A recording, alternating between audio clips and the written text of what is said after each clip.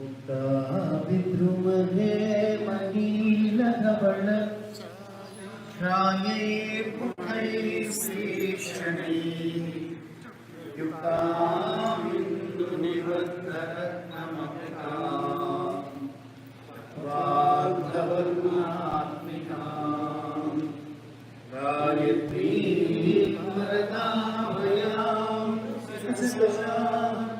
शुभ्रं कपालं शङ्खं चक्रमधारविन्दयुगलं हस्तैर्वहन्ति भजे। गायत्री स्वरूपమైనటువంటి సభకు నమస్కారం. మధ్య మధ్యలో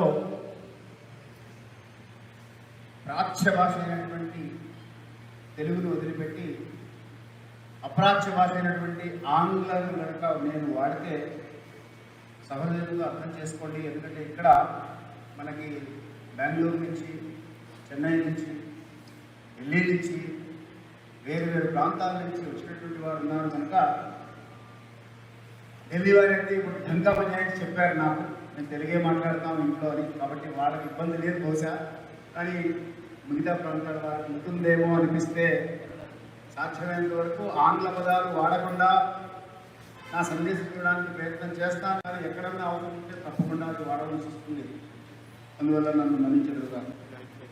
గాయత్రి అమ్మవారిని చూశారా అని ఎవరన్నా మిమ్మల్ని అడిగితే మీకు సందేహం ఉన్నది అంటే మీరు నాతో పాటు అన్ని యాగాలకి రావాలి. రేపు విశాఖపట్నంలో ఉన్నది, అక్కడికి వెళుతున్నాను. 24వ తారీఖు హైదరాబాద్లో ఉన్నది, ఆ మధ్యలో 16వ తారీఖు శ్రీకాకుళంలో ఉన్నది, మే 8వ తారీఖు వేదాద్రిలో ఉన్నది. ఇంకా అయిపోయిన వదిలి తెచ్చేస్తాయి. మనకి భద్రాచలం నుంచి ప్రారంభం చేసి అన్ని జోన్లలో చేసుకుంటూ వస్తున్నాం. ప్రతి చోట గాయత్రి అమ్మవారి దర్శనము జపతుల స్వరూపంలో నాకు దర్శనం అవుతూనే ఉన్నది. ఇక్కడ ఇది కలియుగ ప్రత్యక్షదయమైనటువంటి వెంకటేశ్వర స్వామి క్షేత్రం. గీత గంగేచ గాయత్రి గోవిందేటి హృదయస్మృతే చతుర్గకార సంయుక్తం పునర్జన్మన విద్యతే అంటారు. ఎవరు? సాక్షాత్ వ్యాసాయ విష్ణురూపాయ వ్యాసరూపాయ విష్ణవే నమో వై బ్రహ్మణే వాసిష్ఠాయ నమో నమః అని వ్యాస భగవానుడు వారు చెప్పినటువంటి మాట. అంటే గాయత్రి ఎంత విశిష్టమైనటువంటిదో గోవింద నామము కూడా అంత విశిష్టమైనటువంటిది. అంతటి పరమ పవిత్రమైనటువంటి తిరుపతి క్షేత్రంలో ఇవాళ ఆ గోవిందుడి పాద సన్నిధిలో మనం గాయత్రిని స్మరణ చేస్తున్నాం. గీత గంగేచ గాయత్రి గోవిందేతి హృదయస్మృతి అంటే భగవద్గీత కానీ, గంగానామ స్మరణ కానీ, గోవిందనామ స్మరణ కానీ, గాయత్రి కానీ ఎవరు చేస్తారో చతుర్గకార సంయుక్తం, ఈ 4 గా అనేటువంటి అక్షరాలతో ప్రారంభమయ్యేటువంటి 4 కూడా పునర్జన్మన విద్యతే అంటే మళ్ళీ జన్మ లేకుండా చేసేటువంటి సమర్థత కలిగినటువంటి నామములు. కాబట్టి గాయత్రి అయితే చేశాం, సరే గోవిందుని పాదాల దగ్గర ఉన్నాం, తిరుపతి క్షేత్రం, మరి గంగ ఎక్కడిది అని మీకు సందేహం రావచ్చు. గాయత్రి ఎవరైతే చేస్తున్నారో నా గాయత్ర్యా సమో మంత్ర నమామి సర్వైవతంతి ఆర్షవాకు అంటే 7 కోట్ల మంత్రాలు ఉన్నాయి. ఒక్కసారి ఆలోచించండి, దాంట్లో గాయత్రికి మించిన మంత్రము లేదు అన్నారు. నా గాయత్ర్యా సమో మంత్ర, నా గాయత్ర్యా పరో మంత్ర అని కూడా అంటారు. గాయత్రికి మించిన వేరే మంత్రం లేదు అని చెప్పడం, సమమైనటువంటి మంత్రం అసలే లేదు అని అర్థం. ఎందువల్ల గాయత్రికి అంత విశిష్టత వచ్చింది అంటే మనం సంధ్యావందనంలో కూడా చెప్పుకుంటున్నాం. ఓజోసి సోసి బలవసి ప్రాజోసి దేవానాం ధామనామాసి విశ్వమసి విశ్వాయు అని. సకల దేవతా స్వరూపమైనటువంటి గాయత్రిని ఎవరైతే ఆరాధన చేస్తారో ఏం జరుగుతుంది అంటే మనస వాచ కర్మణ, ఏ కర్మ చేసినా కూడా మనం మనస్సుతో చేస్తాం, వాక్కుతో చేస్తాం. ముందు మనసుతో సంకల్పం చేస్తాం, ఆ తర్వాత వాక్కుతో చెప్తాం ఇలా చేయబోతున్నామని, ఆ తర్వాత ఆ క్రియ చేస్తాం. మనస వాచ కర్మణ చేసేటువంటి కర్మలు ఏవైతే మూడు కలుస్తాయో కర్మణ్యేకం మనస్సేకం వచస్సేకం మహాత్మనః కర్మణ్యన్యం మనస్సన్యం వచస్సన్యం దురాత్మనః అంటాడు భగవద్గీతలో కృష్ణ పరమాత్మ. అంటే కర్మలు, మాట, మనసులో ఉన్న భావన మూడు కలిస్తే కర్మణ్యేకం మనస్సేకం వచస్సేకం. చాలా మందిని చూడండి, మనసులో ఒకటి పెట్టుకొని బయటకు ఒకటి మాట్లాడుతూ ఉంటారు. ఈ మనసులో ఒకటి పెట్టుకొని బయటకు ఒకటి మాట్లాడడం అనేటువంటిది గాయత్రి అనుష్ఠానానికి ఉండదు అని చెప్తున్నారు. దానివల్ల ఏమైంది? పవిత్రత వచ్చింది. ఎక్కడ పవిత్రత ఉన్నదో అక్కడ గంగ ఉన్నది. గంగకు మారు పేరు ఏమిటంటే పవిత్రత. కాబట్టి గాయత్రి చేస్తున్నారు అంటే దాని ద్వారా పవిత్రతను చేకూర్చుకున్నారు అని అర్థము. కాబట్టి గీత గంగేచ గాయత్రి. గీత అంటే గానం చేయడం. ఏం గానం చేయడం? గాయంతం త్రాగతే ఇది గాయత్రి. కాబట్టి గాతారం త్రాగతే ఇది గాయత్రి. ఎవరు గాయత్రి పాడుతున్నారో వాళ్ళని తరింపజేస్తుంది. త్రాగతే అంటే తరింపజేసేది గాయత్రి. కాబట్టి ఎవరు గాయత్రి స్మరణ చేస్తున్నారో, ఏమంటే గాయత్రి గాతారం అన్నారు కదా, పాడవచ్చా అంటే పాడకూడదు. గాయత్రి మంత్రము అంటున్నాం. గాయత్రి శ్లోకము కాదు. ఇప్పుడు మనం ముక్తావిమహేమని చెప్పాం, అది ధ్యాన శ్లోకం. గాయత్రి అమ్మవారి ధ్యాన శ్లోకాన్ని మీరు ఎలాగైనా పాడుకోండి. కానీ శోభిల్లు సప్తస్వర భరద్వాజ, శోభిల్లు సప్తస్వర నాభి వచ్చాలి నాభి నాకంటానికి బాగా పాడతారు.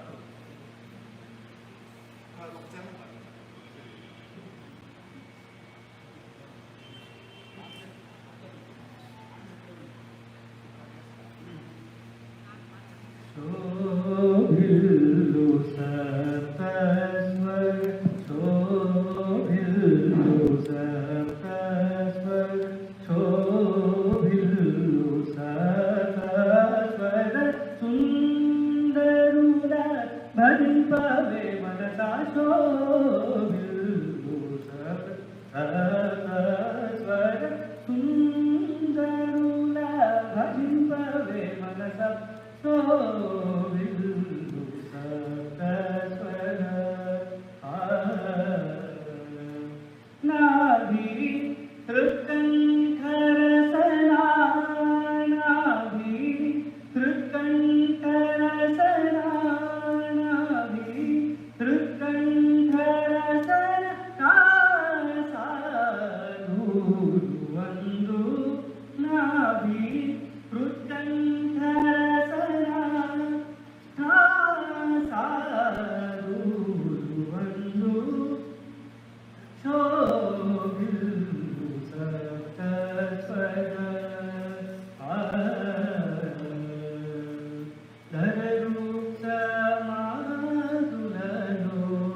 ధరరు సమాధులలో వరగాయత్రి హృదయమున ధరరు సమాధులలో వరగాయత్రి హృదయమున సురభూసుర మానసమున సురభూసుర మానసమున శోభాచారరాజుయడా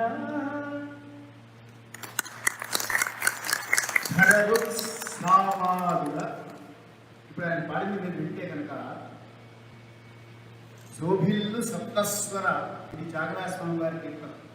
ఆయన గాయత్రిని ఎలా ఉపాసన చేశారో అంటే గాయత్రి ఉపాసనకు వేరు వేరు పద్ధతులు, వేరు వేరు మార్గాలు చెప్పారు. ధర అంటే భూమి మీద,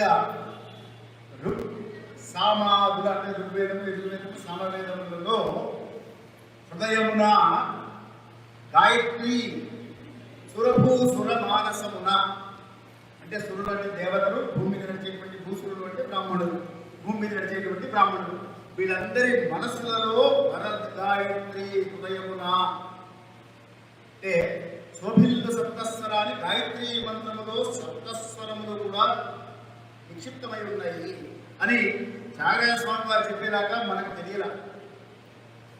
చెప్పిన తర్వాత మనకు తెలియదు అనుకోండి, చాలా విషయాలు వేరే విషయం. ఆయన పాడాడు కాబట్టి ఆయన తెలుసు, దాంట్లో ఉన్నదనే విషయం తెలియాలిగా మనకి.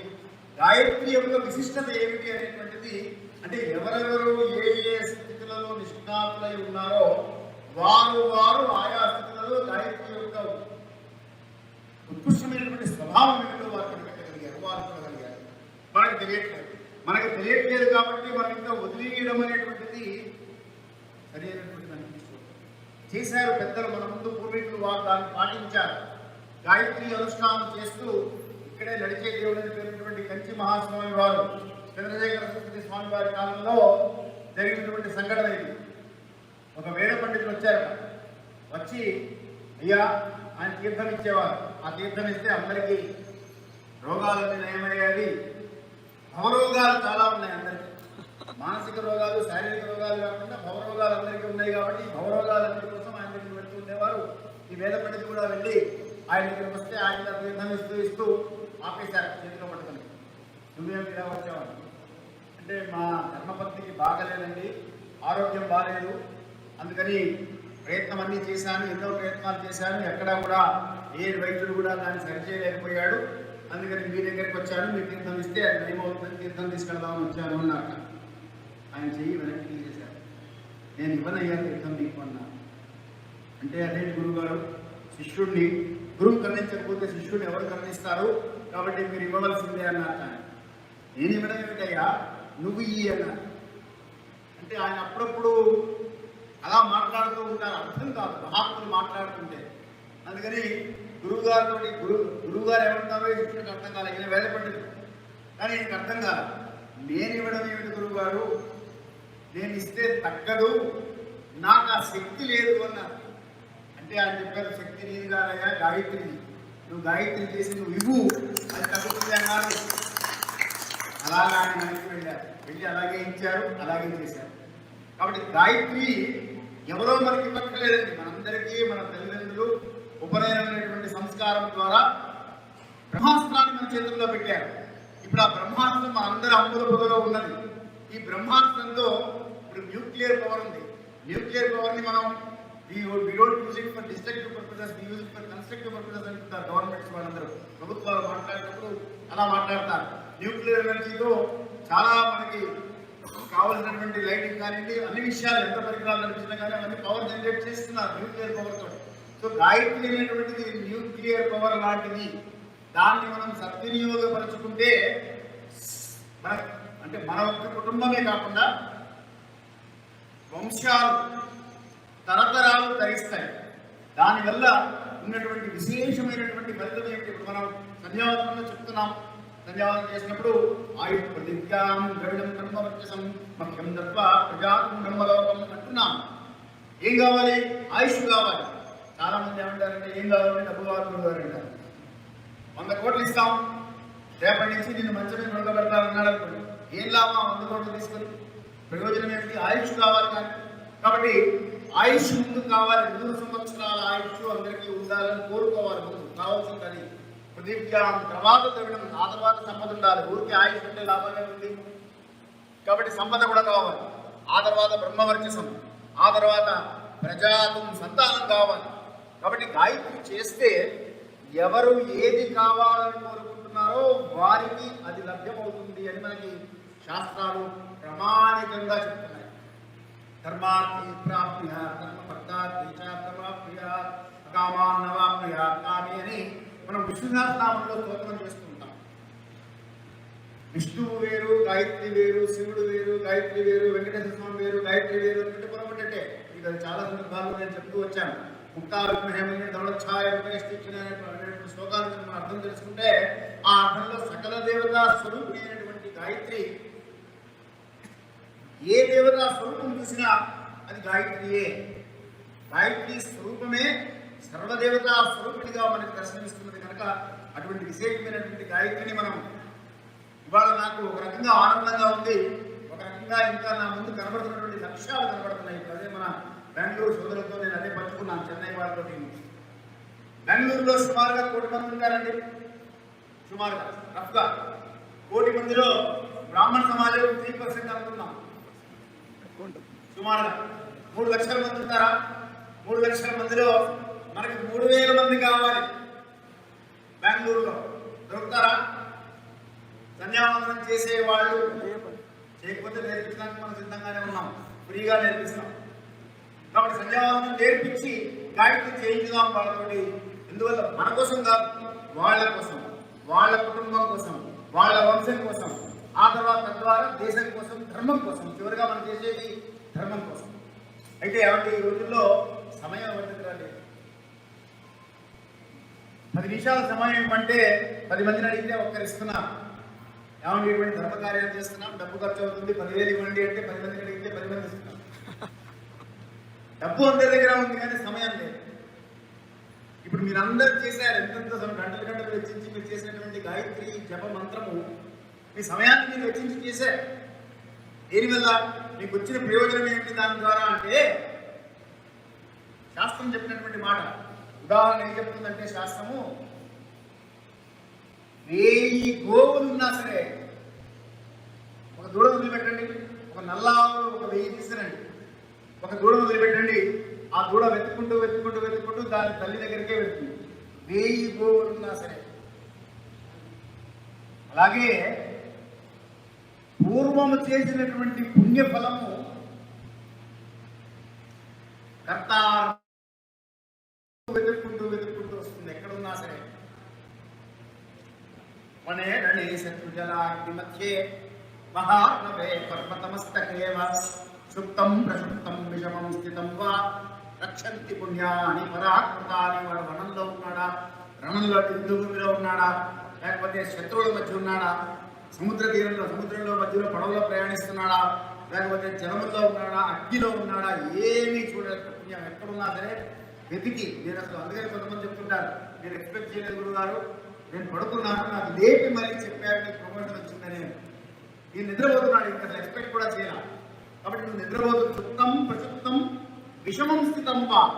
ఏ విషమ పరిస్థితుల్లో ఉన్నప్పటికీ కూడా రక్షంతి పుణ్యాన్ని పరాకృతాని. పూర్వము చేసేటువంటి పుణ్యం ఏదైతే ఉంటుందో ఆ పుణ్యము నిన్ను కాపాడుకుంటూ వస్తుంది. కాబట్టి మీరందరూ చేసినటువంటి సమయాన్ని మీరు వెచ్చించి మీరు చేసినటువంటి విశేషమైనటువంటి పుణ్య ఫలము తరతరాలు మిమ్మల్ని వెంబడిస్తుంది. మన నడిచే దేవుడిని పేరున్నటువంటి చంద్రశేఖర సరస్వతి స్వామి వారు ఇదే చెప్పేవారు. ఇవాళ మీరు హాయిగా ఆనందంగా 4 వేళ్ళు నోట్లోకి పోతున్నాయి, ఆనందంగా తింటున్నారు అంటే దానికి కారణం మీ తాత ముత్తాతలు సైకిల్ తొక్కారయ్యా. సైకిల్ తొక్కినప్పుడు డౌన్ వచ్చినప్పుడు ఆపేస్తే సైకిల్ అవ్వైపోతుంది, మనం తొక్కక్కల. కానీ కొంతసేపు అయిపోయిన తర్వాత డౌన్ అయిపోతుంది, మళ్ళీ అప్పొస్తుంది. జీవితం కూడా అంతే. ఇవాళ మనం ఆనందంగా ఉన్నాం కదా, సంతోషంగా ఉన్నాం కదా అంటే దానికి కారణం ఇప్పుడు కలవకొల్లు చిత్తరంజన్ దాస్ స్మారక సేవా సంస్థ యొక్క వ్యవస్థాపక అధ్యక్షుడు అంటారు.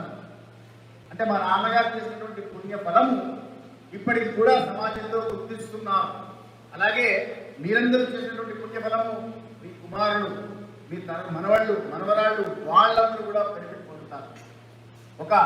ఒక విషయం ఏమిటంటే ఇక్కడ గమనించవలసింది, మొన్న కాకినాడలో కూడా తపోవనం పీఠాధీశ్వరుడు సచ్చిదానంద స్వామి వారు వచ్చి వారు అవే అన్నారు, ఈ యొక్క సౌభాగ్యం గాయత్రి జపం అనేటువంటి సౌభాగ్యాన్ని యువతకు తీసుకువెళ్ళాలి. ఇక్కడ మిక్స్ కనిపిస్తోంది నాకు, సీనియర్ సిటిజన్స్ అండ్ యువత మిక్స్ కనిపిస్తోంది.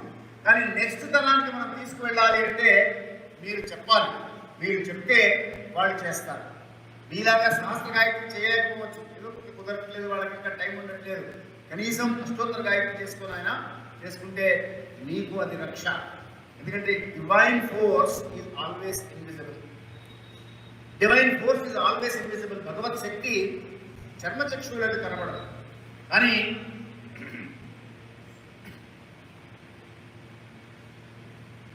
6 వంతులు పురుష ప్రయత్నం ఉండాలి, 1 వంతు భగవత్ సహాయం ఉండాలి.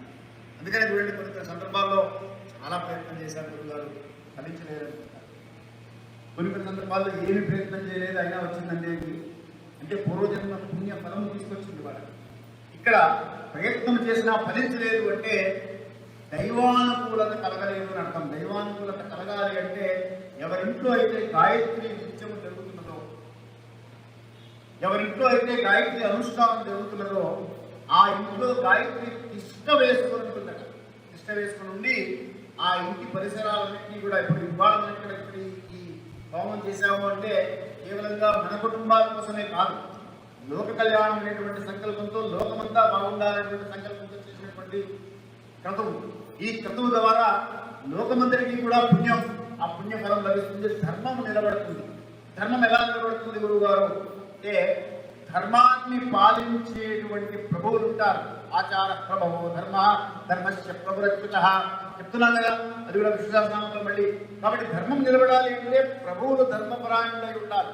ప్రభువులు ధర్మపరాయణులై ఉండాలంటే ఇటువంటి యాగాలు జరుగుతూ ఉంటే ప్రభువులంతా కూడా ధర్మపరాయణులై ఉంటారు. కాబట్టి ఆ యాగానికి ఇప్పుడు మనం మన యొక్క సమయాన్ని, మన శ్రమని మనం వెచ్చించి చేస్తున్నాం. చేసినప్పుడు ఏమైతుంది, కర్మ సిద్ధాంతం ఏం చెప్తుంది మనకి? కర్మ సిద్ధాంతంలో నువ్వు ఏ కర్మ అయితే చేసావో ఆ కర్మకి ఫలితం వచ్చి తీరుతుంది. ఆ కర్మ ఫలితం వచ్చి తీరుతుంది నీకు. కాబట్టి రాకుండా ఉండాలి అంటే నిష్కామ కర్మ చేయమన్నారు భగవంతుడు. ఈశ్వర సర్వభూతానాం ఉద్దేశే హే అర్జున తిష్టతి. కాబట్టి అందరి హృదయాల్లో ఉండి సాక్షిభూతులుగా మాత్రమే ఉంటున్నాను, నేను కర్మలు చేయడం లేదు అన్నాడు. అలా మనం ఇప్పుడు ఏం చేశామంటే, లోక కళ్యాణం కోసం గాయత్రి అనుష్ఠానం చేసి, ఈ గాయత్రి అనుష్ఠానం ద్వారా లోక కళ్యాణం అనేటువంటి సంకల్పంతో సాక్షిభూతులుగా ఉన్నాం. అంటే పూర్వం ఋషులు ఏం చేశారు? ఋషులు చేసినటువంటి క్రతువులన్నీ కూడా లోకం బాగుండాలి, సమాజం బాగుండాలి అనే ఉద్దేశంతో చేశారు కనుక మీరందరూ కూడా ఋషులు, మహర్షులు, బ్రహ్మర్షులు, రాజర్షులు. మీరు కోరిక లేకుండా నిష్కామ కర్మ చేశారు కనుక ఈ నిష్కామ కర్మ ఫలితం ఏమిటి అంటే యోగక్షేమం పరాన్ని. ఎవరి యోగక్షేమాలు చూడాలైనా, ఎవరైతే ధర్మమునందు అనురక్తులై ఉన్నారో వారి యోగక్షేమం చూడాలి. కాబట్టి ఎవరు ధర్మమునందు అనురక్తులై ఉన్నారు, మీరందరూ కూడా మీ యొక్క సమయాన్ని, శ్రమని వెచ్చించి గాయత్రి మంత్ర జపాలు చేసి దాన్ని లోకం కోసం దారపోస్తున్నారు. కాబట్టి మీరు ధర్మపరాయణులై ఉన్నారు. కాబట్టి ధర్మమునందు అనురక్తులై ఉన్నారు కనుక మీ యోగక్షేమం చూడవలసిన బాధ్యత ఆయన యోగక్షేమాలు గమనిస్తూ ఉంటారు, మీ యోగక్షేమాలు చూస్తూ ఉంటారు, మీకు కావలసినవన్నీ ఆయన సమకూరుస్తూ ఉంటారు. నిజంగా గురుగారు జరుగుతున్నాయి అంటే మీకు నేను ప్రత్యక్షంగా ఎన్ని చెప్పినా కథలుగానే అనిపిస్తాయి కదండి. ఎన్ని చెప్పినా మాట లేదు, నీకేం మైక్ ఇచ్చారు మాట్లాడతావు, ఎన్నైనా చెప్తావు అనిపిస్తుంది.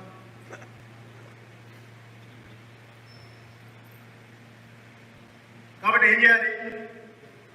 ఏదైనా విషయం మనకు తెలియాలి అంటే ప్రాక్టికల్గా దాన్ని చేసి చూడాలి. ఇప్పుడు మీలో చేసిన వాళ్ళు కొంతమంది వచ్చి నాకు డైరెక్ట్గా చెప్పారు, చాలా ఆనందంగా ఉంది. ఇప్పుడు మన కాకినాడలో 63 సంవత్సరాలు ఆయన వాళ్ళ ధర్మపత్నికి పాపం కాళ్ళు నొప్పులట, మోకాళ్ళు. ఏవేవో చాలా మంది డాక్టర్లు చూపించారు గురుగారు, అందరికి తిప్పాం, మొత్తం హైదరాబాద్ తీసుకెళ్ళాం, బాంబేలో చూపించమన్నారు, అక్కడ చూపించాం, కానీ ఏమీ నయం కాలేదు. విపరీతంగా ఉన్నాయి, కింద కూర్చునే పరిస్థితి లేదు. ఆయుర్వేదం వాడాం, హోమియోపతి వాడాం, అన్నీ వాడాం. ఈ లోపల అక్కడ మిత్తిపాటి వెంకటరామయ్య గారిని స్థానిక కోఆర్డినేటర్ ఇక్కడ మీకు ఎలా అయితే రాధాకృష్ణ గారు ఉన్నారో, వెంకటరామయ్య గారు నాకు చెప్పారు ఇలా గాయత్రి జపం చేయమని. గాయత్రి జపం మొదలుపెట్టారు గురుగారు. 67 లక్షలు చేశారు ఆయన. ఈ 6 నెలలు, ఈ 9 నెలల్లో 62 లక్షలు చేశారు. అందుకని ఆయన అడిగారు, ఎందుకు చేశారంటే మీరు అని. అంటే ఆయన కథలతో చెప్పుకుంటూ వచ్చారు నాకు. అందువల్ల మొదలుపెట్టానండి. మొదలుపెట్టిన 21 డేస్లో ఆవిడ సెట్ అయిపోయింది. మందులు అవే వాడుతున్నాం, సేమ్ డాక్టర్స్. ట్రీట్మెంట్ కంటిన్యూ చేస్తున్నారా అని అడిగాను. అంటే కంటిన్యూ చేస్తున్నామండి అన్నాడు. మరి ఇంకెందుకు చేస్తున్నారు, ఆపేయండి అన్నాడు. భయం, మళ్ళీ అవుతుందో కాదో, మళ్ళీ పోతుందేమో అని భయం. కాబట్టి శాస్త్రస్య గురువాక్యస్య సత్యబుద్ధ అవధారయ సా శ్రద్ధా కళితా సభ్యి ఇహ వస్తువు లభ్యతే అని శంకర భగవత్పాదులు వారు చెప్పినట్టుగా శాస్త్రమును, గురువాక్యమును ఇది నిజము అని నమ్మి ఎవరైతే చేస్తారో వారికి తప్పకుండా ఫలితాలు. ఇప్పుడు ఆయన నాకు మన సభాముఖంగా వచ్చి ఏమండి మీరు నాకు చెప్తే నాకు నమ్మకం ఉంది గాయత్రి మీద, కాబట్టి గాయత్రి కోసం నేను పాటుపడుతున్నాను, కొత్త వాళ్ళు ఉంటారు వాళ్ళకి చెప్పండి అన్న. అంటే మైక్ తీసుకొని ఆయన వచ్చి మైక్ తీసుకొని ఆయన ఇలాగే సన్మానం చేయడానికి పిలిచాం. పిలిచినప్పుడు గురుగారు ఒక మాట నాకు అన్నారు కదా మీరు, నేను నాకు మైక్ ఇస్తారా అన్న. సరే ఇచ్చాండి. ఇస్తే ఆయన సభాముఖంగా ఏం చెప్పారంటే, ఈసారి నేను ఒక్కడే కోటి గాయత్రి చేస్తాను. ఎందుకు చెప్తున్నానంటే యతో బుద్ధి తతో దృష్టి, యతో దృష్టిస్తతో మనః, యతో మనః తతో భావః, యద్భావం తద్భవం. మన సంకల్పము కనుక గట్టిగా ఉంటే మన సంకల్పానికి అనుగుణంగా అది సహకారం అందించవలసిన బాధ్యత భగవంతుడు. ధర్మానికి సంబంధించినంత వరకు, ధర్మానుష్ఠానానికి సంబంధించినంత వరకు చెయ్యాలి. దీని ద్వారా మంత్రశక్తి, యంత్రశక్తి, తంత్రశక్తి అని శక్తులు 3 రకాలండి. మనం ఏం చేసామంటే సమాజంలో దురదృష్టవశాత్తు ఇవాళ మంత్రశక్తి ఒక శక్తి కాదు అని మనకు ఒక రాంగ్ మోషన్ ఇచ్చారు. ఆ నరేటివ్స్ అలా బిల్డప్ చేశారు ఇంగ్లీష్ ఎడ్యుకేషన్ వల్ల. ఆ ఇంగ్లీష్ ఎడ్యుకేషన్ వల్ల మనం ఏమనుకుంటున్నామంటే సైన్స్ మాత్రమే నమ్ముతున్నాం. సావాదిత్యో బ్రహ్మ అన్నారు వేదం. అదిగో ఆదిత్యుడు, ఆయనే Brahma. That's what it said. But మనం ఏం చేస్తున్నాం?